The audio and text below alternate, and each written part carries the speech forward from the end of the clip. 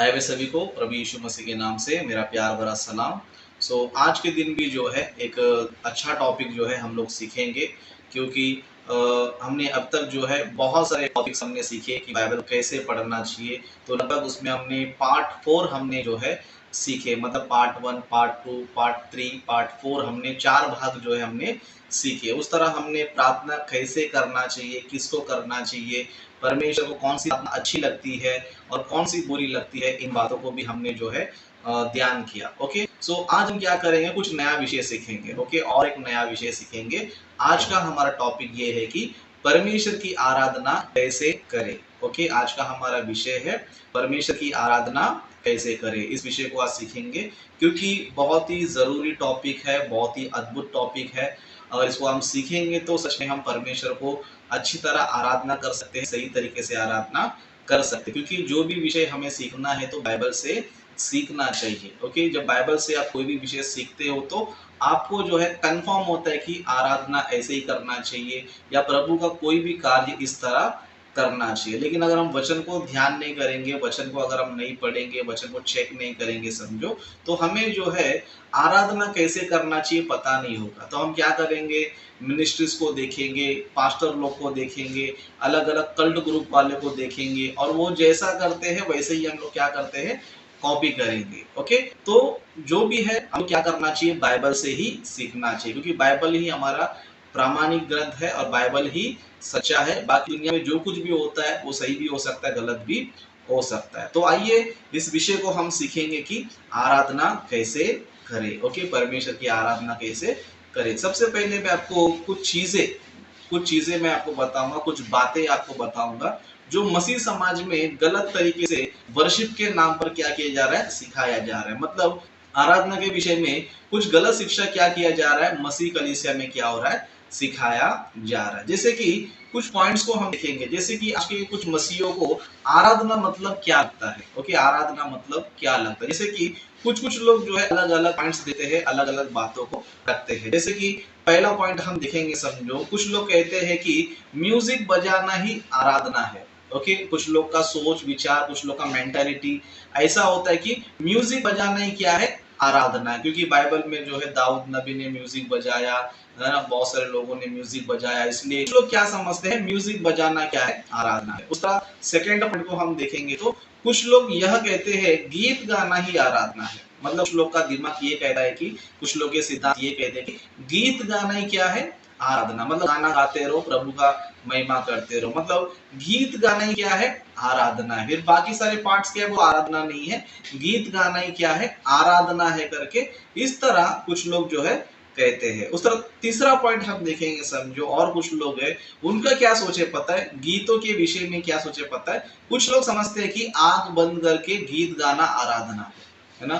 कुछ लोग क्या समझते हैं, आंख बंद कर लेते हैं और आंख बंद करके क्या करते हैं, गीत गाते रहते हैं और अपने मन से अपने धुन में रहते हैं और गीत गाते रहते हैं। तो कुछ लोग को ऐसे लगता है कि पब्लिकली गीत गाना गीत आराधना नहीं है, लेकिन आंखें बंद करके, ओके, अपने ही धुन में मगन होकर, अपने ही ख्यालों में खोकर परमेश्वर का गीत गाना, वही क्या है, आराधना है। तो इस तरह कुछ लोग ऐसे समझते हैं कि आराधना मतलब आंख बंद करके गीत गाना क्या है, वही आराधना है। ओके, उस तरह चौथा पॉइंट हम देखेंगे। ओके, चौथा पॉइंट हम देखेंगे, कुछ लोग कहते हैं कि नाचना आराधना है ना। कुछ लोग क्या सोचते हैं, नाचना यानी कलीसिया में डांस करना क्या है, आराधना है। जब तक वो लोग डांस नहीं करेंगे, समझो, तब तक क्या उनको नहीं लगता है कि हमने आराधना नहीं किया। इसलिए बहुत से लोग क्या करते हैं पता है, नाचूंगा गाऊंगा दाऊद के समान, है ना, आराधना करूंगा महिमा करूंगा करके इस तरह मसीह समाज में क्या पता है, कुछ लोग सोचते हैं कि डांस करना क्या है, आराधना है। तो इस तरह आराधना के विषय में जो है मसीह समाज में बहुत से लोग जो है इन कॉन्सेप्ट को लेकर क्या करते हैं, मिनिस्ट्री करते हैं। इसके लिए कुछ लोग को देखो, वो म्यूजिक बजाने वाला जिंदगी भर म्यूजिक बजाते ही रहता है। ओके, जिंदगी भर म्यूजिक बजाते रहता है, क्योंकि उसे ये लगता है कि म्यूजिक बजाना ही आराधना है। उसमें कुछ लोग ऐसे होते हैं कि गीत ही गाते रहते हैं, मतलब उनको बाइबल स्टडी से लेना देना नहीं होता है, वचन प्रचार करने से लेना देना नहीं होता है ना, उनको बाइबल से लेना देना नहीं होता है, सिर्फ गीत गाना ही क्या है, आराधना। इसलिए कुछ लोग क्या करते रहते हैं, गीत ही गाते रहते हैं, है ना। उस तरह कुछ लोग देखेंगे तो आंख बंद करके बस कभी अकेले में कभी कलीसिया में आंखें बंद करके अपने मन में अपनी लोग क्या करते रहते हैं, गीत गाते रहते हैं और क्या समझते हैं, यही आराधना करके समझते हैं। और कुछ लोग क्या समझते हैं, डांस करना ही आराधना है। तो इस तरह का जो है बहुत सारे लोग का सोच विचार है। तो अभी हम क्या करना चाहिए, बाइबल से चेक करना चाहिए कि सच्ची आराधना कौन सी है और आराधना कैसे करना चाहिए। अगर हम लोग ये सोचेंगे, समझो जो अब तक हमने पॉइंट को ध्यान किया, पॉइंट्स को हमने पढ़ा, अगर ये सोचेंगे समझो, अगर यही आराधना है समझो, तो बाइबल में हम नया नियम में देखेंगे समझो, यीशु मसीह ने और चेलों ने ऐसा बिल्कुल भी नहीं किया। ओके, अगर हम ये सोचेंगे समझो म्यूजिक बजाना ही आराधना है, तो बाइबल में हम देखेंगे तो यीशु मसीह ने कभी भी म्यूजिक नहीं बजाया। ओके, कहीं पर भी म्यूजिक बजाते हुए हमें यीशु मसीह नजर नहीं आते। उस तरह चेले भी जो है कहीं पर म्यूजिक बजाते नजर नहीं आते। कुछ लोग सोचते गीत गाना ही आराधना है, तो बाइबल में हम देखेंगे तो क्या यीशु मसीह जीवन भर गीत गाते रहते थे, सुबह उठकर गीत ही गाते रहते थे, है ना। यीशु मसीह के मिनिस्ट्री में गीत बहुत ही कम नजर आता है। मतलब यीशु मसीह के लाइफ में हम देखेंगे समझो, गीत गाना जो है 90 में से 5% हमें जो है ना नजर आता होगा। ओके, कई कुछ कुछ जगहों पे गीत गाया जैसा हमें नजर आता है। तो गीत गाना ही आराधना है, तो फिर यीशु मसीह के जीवन में, उस तरह चेलों के जीवन में हम देखेंगे समझो फिर गीत क्यों नजर नहीं आता है। ओके, यीशु मसीह भी अपने जीवन में गीत कम नजर आते हैं और चेलों के जीवन में भी गीत कम नजर आते हैं। ओके, गीत गाना ही आराधना है, कुछ आंखें बंद करके बस गीत गाते रहो, गीत गाते ही रहो, उसको ही आराधना समझते हैं। तो फिर यीशु मसीह ने ऐसा क्यों नहीं किया, चेलों ने ऐसा क्यों नहीं किया, है ना। अगर यही आराधना है तो वही वो लोग करना चाहिए। कुछ लोग सोचते हैं कि डांस करना ही आराधना है, ओके, गाना गाना क्या है, आराधना। तो फिर यीशु मसीह क्यों डांस नहीं किया, चेलों ने फिर क्यों डांस नहीं किया। बाइबल में आप देख लो, यीशु मसीह आपको एक जगह भी नजर नहीं आएंगे जहां पर यीशु मसीह नाच रहे थे।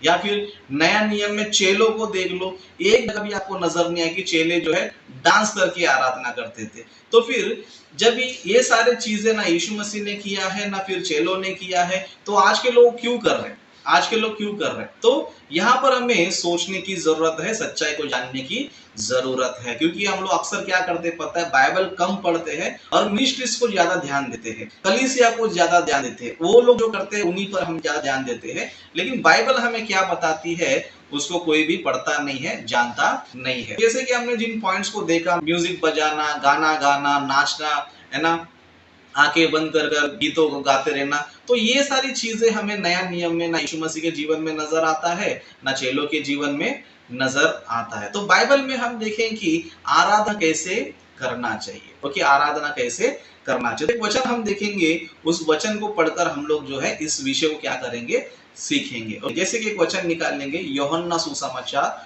उसका 4 अध्याय 24 वचन से पढ़िए। ओके, इस टॉपिक के रिलेटेड जो भी वचन मैं आपको बता रहा हूँ आपको कंपलसरी लिखना है।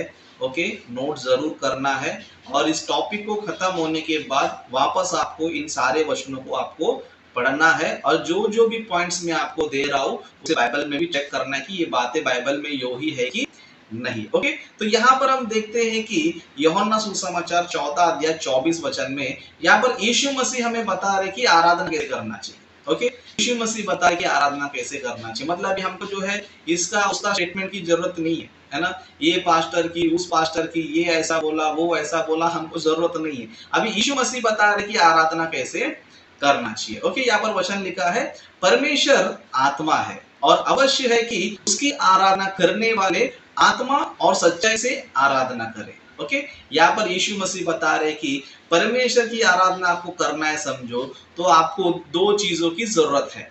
समझ में आ रहा है आप लोगों को। ओके, 2 चीजों की क्या है, जरूरत है। एक चीज क्या है, एक चीज जो है आत्मा और दूसरा जो है सच्चाई।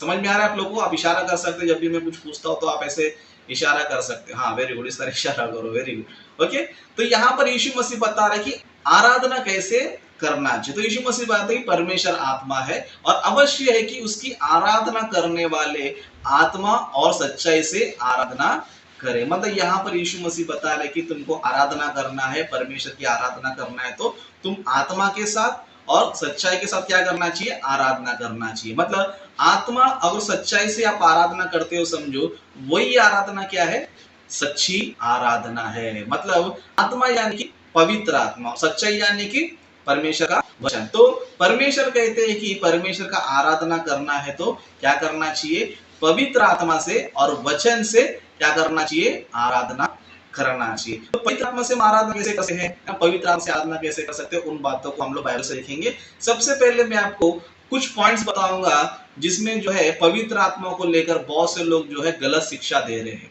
या फिर कुछ कलीसिया में क्या हो रहा है, गलत सिद्धांतों को चलाया जा रहा है और झूठी शिक्षा क्या किया जा रहा है, पवित्र आत्मा के नाम पे चलाया जा रहा है। जैसे कुछ लोग ये मानते कि आत्मा हम पर आता है तो क्या होता है, पहला पॉइंट हम देखेंगे, बहुत से मसीहियों को लगता है पवित्र आत्मा से लोटपोट होना आराधना है। मतलब बहुत से लोग क्या लगता है पता है, जब भी गीत गाते रहते हैं या प्रार्थना करते रहते हैं तो बहुत से लोग को आपने नोटिस किया रहेगा, बहुत से लोग लोटपोट होते रहेंगे।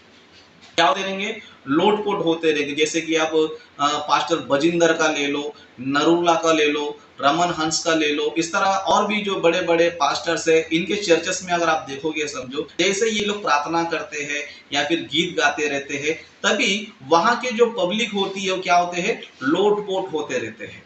ओके, लोटपोट होते रहते हैं और लोग को ये प्रेजेंट करते हैं कि देखो पवित्र आत्मा उतर गया है, पवित्र आत्मा या मंडरा रहा है और पवित्र आत्मा के द्वारा ये लोग क्या हो रहे, लोटपोट हो रहे करके यही आराधना करके कुछ लोग जो ना इस तरह समझ रहे, मतलब पवित्र आत्मा से आराधना करना नहीं, लोटपोट जाना करके इस तरह कुछ लोग जो ना समझ रहे। उस तरह दूसरा पॉइंट हम देखेंगे समझो, पवित्र आत्मा आते हैं तो हमें हिलने डुलने लग जाते हैं। मतलब यहाँ पर दूसरा पॉइंट ऐसा है, पवित्र आत्मा आते हैं हम हिलने डुलने लग जाते हैं। मतलब जब भी पवित्र आत्मा इनके अंदर आता है समझो, तो लोग क्या करने लगते हैं, हिलने लग जाते हैं।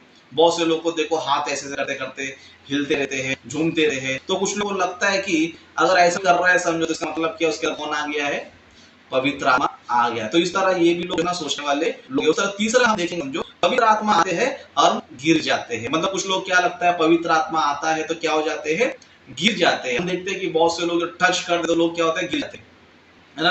कुछ लोग जो है प्रार्थना के समय, गीतों के समय गिर जाते हैं। तो लोग को क्या लगता है कि इसको पवित्र आत्मा ने छुआ है या फिर पवित्र आत्मा इसके ऊपर आया है। तो पवित्र आत्मा के विषय में जो ना बहुत सारी गलत शिक्षा है और इसी को ये लोग क्या समझ रहे, आराधना करके समझ रहे हैं। लेकिन इन विषयों को हम बाइबल से चेक करेंगे समझो। ओके, क्या बाइबल में जो है पवित्र आत्मा आते ही लोग लोटपोट हुए क्या, पवित्र आत्मा आते ही हिलने डुलने लग गए क्या, पवित्र आत्मा आते ही गिरने लग गए क्या, इन सारी बातों को अगर बाइबल में हम देखेंगे समझो, चेलों पर या यीशु मसीह पर या कलीसिया पर किसी के साथ ऐसा हुआ बोलेगा तो बाइबल में जो है ऐसा किसी के साथ नहीं हुआ है। इसके लिए एक लाइन लिखा है, अगर पवित्र आत्मा आते हैं तो बाइबल में किसको ऐसा क्यों नहीं हुआ। मतलब यीशु मसीह बपतिस्मा ले तो उसमें पवित्र आत्मा यीशु मसीह पर उतरा, तो क्या यीशु मसीह लोटपोट करने लगे या फिर गिर गए वो या फिर हिलने डुलने लगे, नहीं।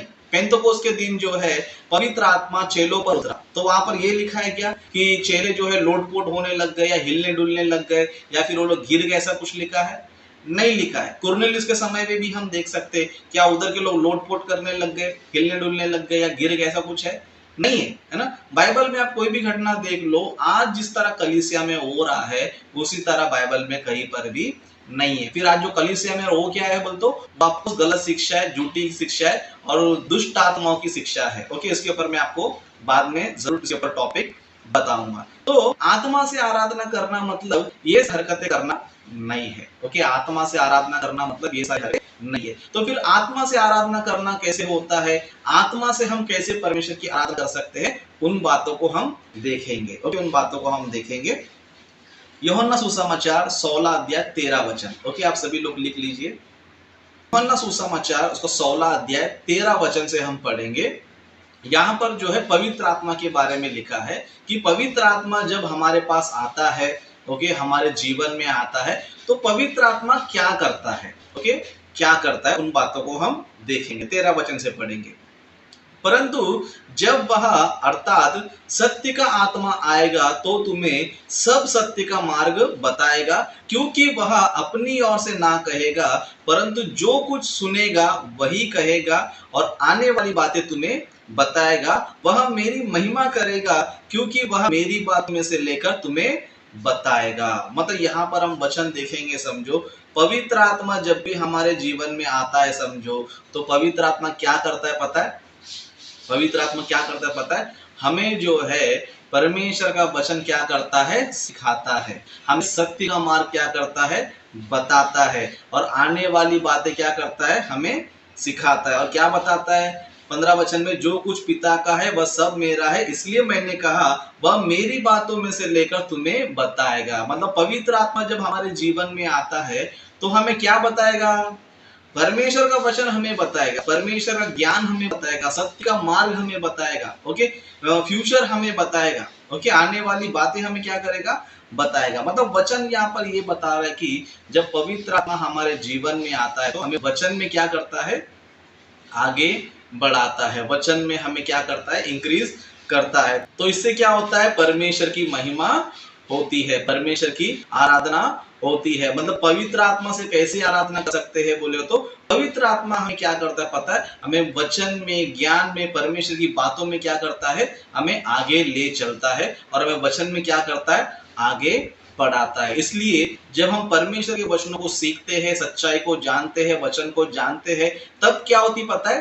तब परमेश्वर की महिमा होती है, तब परमेश्वर क्या होती है? आराधना होती है। जैसे कि मैं आपको एक वचन बताऊंगा, ओके, एक वचन पढ़ेंगे हम लोग, फिलिप्पियों की पत्री उसका पहला अध्याय 9 वचन से पढ़ेंगे, ओके, फिलिप्पियों की पत्री उसका पहला अध्याय 9 वचन से पढ़ेंगे। यहाँ पर आप जो है आंसर मिल जाएगा, ओके। यहाँ पर लिखा है, और मैं यह प्रार्थना करता हूँ कि तुम्हारा प्रेम, ज्ञान और सब प्रकार के विवेक सहित और भी बढ़ता जाए, यहाँ तक कि तुम उत्तम से उत्तम बातों को प्रिय जानो और मसीह के दिन तक सच्चे बने रहो और ठोकर ना खाओ, और उस धार्मिकता के फल से जो यीशु मसीह द्वारा होते हैं भरपूर होते जाओ, जिससे परमेश्वर की महिमा और स्तुति होती रहे। मतलब जब भी हम लोग परमेश्वर के वचनों को सीखते हैं, परमेश्वर के ज्ञान को सीखते हैं, परमेश्वर के ज्ञान में हम बढ़ते जाते हैं, परमेश्वर के वचनों में से उत्तम बातों को हम सीखते हैं, जब परमेश्वर की धार्मिकता के फल से हम बढ़ते हैं, तब क्या होता है पता है? उससे क्या होता है ना, लास्ट लाइन में लिखा है, जिससे परमेश्वर की महिमा और स्तुति होती रहे। मतलब परमेश्वर की स्तुति महिमा कैसे होती है? जब भी हम लोग वचन में, ज्ञान में, है ना, परमेश्वर की बातों में बढ़ते हैं, तो उससे क्या होता है? परमेश्वर की महिमा होती है, परमेश्वर की स्तुति होती है। मतलब जैसे कि अभी हम लोग क्या कर रहे हैं पता है? हम लोग बाइबल स्टडी के द्वारा क्या कर रहे हैं? परमेश्वर की महिमा कर रहे, परमेश्वर की स्तुति कर रहे, क्योंकि पवित्र आत्मा आने के बाद हमें घिराता नहीं है, पवित्र आत्मा आने के बाद लोटपोट कराता नहीं है, पवित्र आत्मा आने के बाद हमको शेक, हीलिंग, ऐसा हिलना जैसा कुछ करता नहीं है। पवित्र आत्मा हमारे जीवन में आने के बाद हमें वचन के ज्ञान में आगे बढ़ाता है, ओके, वचन के ज्ञान में आगे बढ़ाता है। जब हम वचन से भरते जाते हैं, वचन को सीखते जाते हैं, वचन को अच्छी तरह समझ जाते हैं, तब क्या होता है पता है? परमेश्वर की महिमा होती है, परमेश्वर की स्तुति होती है। लेकिन आज के लोगों को ये बिल्कुल भी पता नहीं है कि वचन सीखने से, परमेश्वर ज्ञान में आगे बढ़ने से परमेश्वर की महिमा होती है करके आज के मसीहियों को बिल्कुल भी पता नहीं। बहुत से मसीह लोग, मतलब 90% मसीह लोग, या फिर ऐसे कहे तो 99% मसीह लोग को ये बातें पता ही नहीं है कि परमेश्वर की स्तुति और महिमा कैसे होती है। सबको क्या लगता है? गीत गाने से आराधना होता है, म्यूजिक बजाने से आराधना होता है, नाचने गाने से आराधना होता है, इसी को लोग क्या कर रहे? आराधना समझ रहे। लेकिन ये सारी बातें, इस तरह की बातें ना यीशु मसीह में नजर आती है, ना चेलों में नजर आती है। फिर ये लोग सोचते क्यों नहीं? बोल दो, शैतान ने इनके मन की आंखों को बंद कर दिया और उनको ये सिखा दिया कि पवित्र आत्मा आता है तो हम गिर जाते हैं, लोटपोट हो जाते हैं, हिलने डुलने लगते करके ये सारी झूठी शिक्षा दिया गया है। उस तरह बाइबल में हम देखेंगे तो बाइबल क्या बता रही है? हम वचन में, ज्ञान में आगे बढ़ते हैं तो उसके द्वारा क्या होता है? परमेश्वर की महिमा और स्तुति होती है। आप सभी लोग जो है आज बाइबल स्टडी में जुड़े हो, आज आप वचन को सीख रहे हो, वचन को जान रहे हो, वचन के ज्ञान में आगे बढ़ रहे हो, तो इससे क्या हो रहा है पता है आपको? परमेश्वर की महिमा हो रही है, परमेश्वर की स्तुति हो रही है। मतलब आप जो लोग बैठे और वचन सुन रहे हो, तब क्या कर रहे हो पता है? परमेश्वर की महिमा कर रहे हो, परमेश्वर स्तुति कर रहे हो। पवित्र आत्मा क्या कर रहा है पता है? हमें सत्य का मार्ग बता रहा है। कौन सा मार्ग बता रहा है? सत्य का मार्ग बता रहा है। इस बाइबल स्टडी के द्वारा में हमें सत्य पता चल रहा है, सच्चाई पता चल रहा है, आराधना कैसे करना चाहिए पता चल रहा है, प्रार्थना कैसे करना चाहिए पता चल रहा है, बाइबल कैसे पढ़ना चाहिए कभी पता चल रहा है। मतलब पवित्र आत्मा हमें क्या कर रहा है? सत्य का मार्ग बता रहा है और बहुत सारी बातें हमें क्या कर रहा है? सिखा रहा है। इसके लिए फिलिप्पी की पत्री में लिखा है कि हम वचन में, ज्ञान में आगे बढ़ते रहेंगे तो उससे क्या होता है? परमेश्वर की महिमा और स्तुति होती है। पवित्र आत्मा आने से हम उल्टा पुल्टा कुछ भी करते नहीं है। वचन से हम आगे बढ़ते हैं, वचन के ज्ञान में आगे बढ़ते हैं और परमेश्वर की आत्मा की अगुवाई में क्या करते हैं? हम बातें भी करते हैं। जैसे कि हम और एक वचन पढ़ेंगे, पहला कोरिन्थियों उसका 12वां अध्याय उसका तीसरा वचन पढ़ेंगे। ओके, पहला कोरिन्थियों उसका 12 अध्याय तीसरा वचन पढ़ेंगे। यहाँ पर इस तरह लिखा है, इसलिए मैं तुम्हें चेतावनी देता हूँ कि जो कोई परमेश्वर की आत्मा की अगुवाई से बोलता है, मतलब जो भी व्यक्ति परमेश्वर की आराधना करता है तो वो किसकी अगुवाई से बोलता है?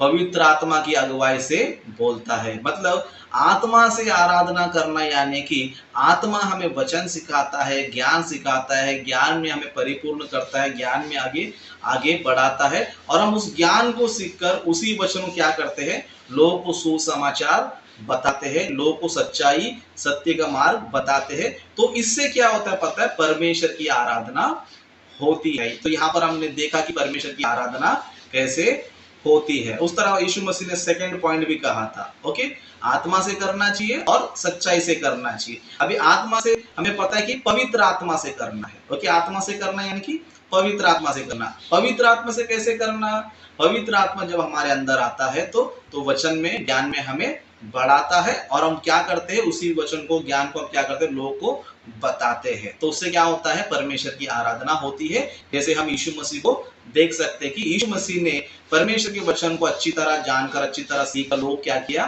प्रचार किया। उस तरह चेलों को भी हम देखेंगे तो उन लोगों ने भी यीशु मसीह के पास जो ना वचनों को सीखकर क्या किया? लोगों को प्रचार किया, और ये इसी तरह उन लोगों ने क्या किया? परमेश्वर का आराधना किया। उस तरह हम लोग दूसरा पॉइंट देखेंगे, सच्चाई। ओके, सच्चाई का अर्थ क्या होता है? ओके, सच्चाई का अर्थ क्या होता है? तो सच्चाई का अर्थ क्या होता है पता है? सच्चाई का अर्थ यानी कि वचन। ओके, सच्चाई का अर्थ मतलब क्या होता है?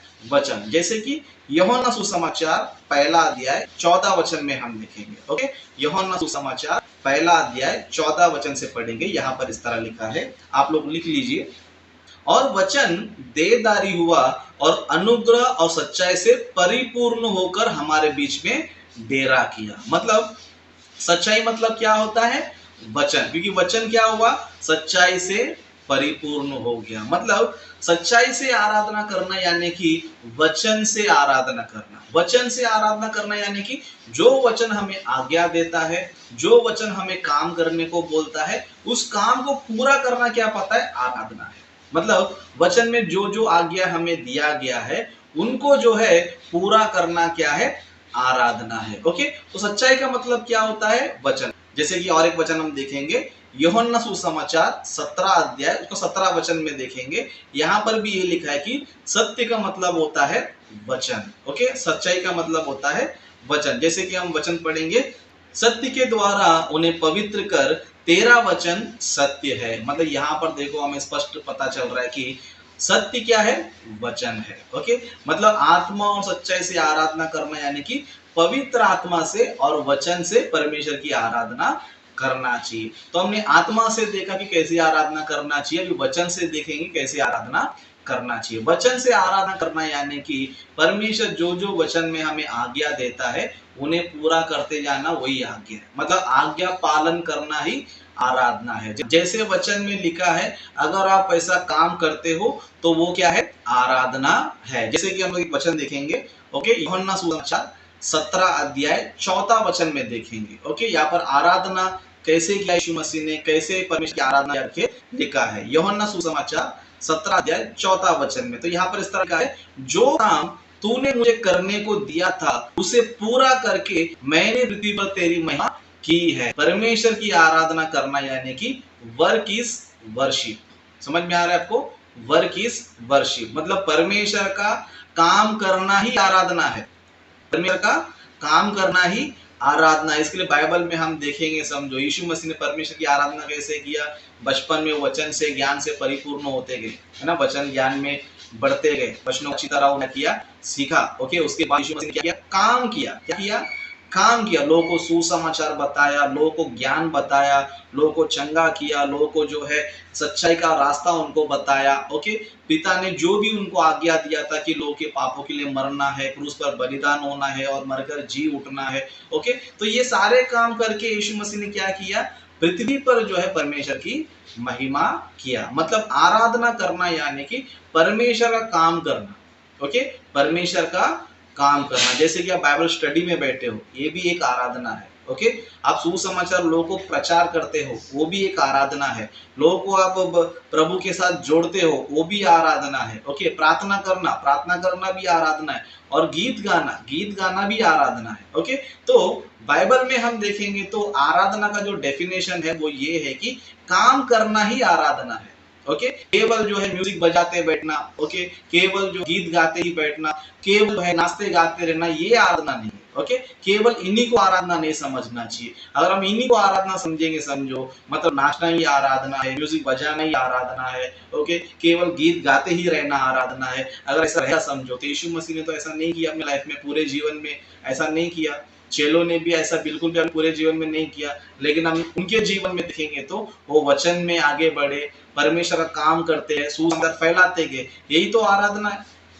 ओके, काम करना ही क्या पता है आराधना है। तो आज के मैसेज से हम ये सीखते हैं कि परमेश्वर की आराधना कैसे करना चाहिए। ओके, तो बाइबल हमें बताती है कि आत्मा और सच्चाई से करना चाहिए। आत्मा और सच्चाई से करना यानी कि आत्मा हमें क्या करता है, वचन में ज्ञान में आगे बढ़ाता है, हमें सब सत्य का हमें बताता है, और परमेश्वर का वचन हमें स्मरण कराता है, हमें सिखाता है। तो इससे क्या होती है, परमेश्वर की महिमा होती है, परमेश्वर की स्तुति होती है। और जो वचनों को हमने सीखा, जो ज्ञान हमें मिला, उसको हम काम के रूप में जब हम करते हैं, लोगों के पास जाते हैं, सुसमाचार को बताते हैं, परमेश्वर की तारीफ करते हैं, महिमा करते हैं, गीत गाते हैं, तो ये भी क्या पता है आराधना है। तो आत्मा और सच्चाई से आराधना करना यानी कि इस तरह करना है, वचन में आगे बढ़ना है, वचन को अच्छी तरह सीखना है, उसके बाद जो वचन में लिखा है उसके अनुसार हमें चलना चाहिए। तो बाइबल हमें इस तरह जो है बताती है, और बाइबल में हम देखेंगे तो इसी तरह हमें आराधना करने वाले हमें मिलते हैं। लेकिन आज तरह लोग समझ रहे कि म्यूजिक बजाते रहना,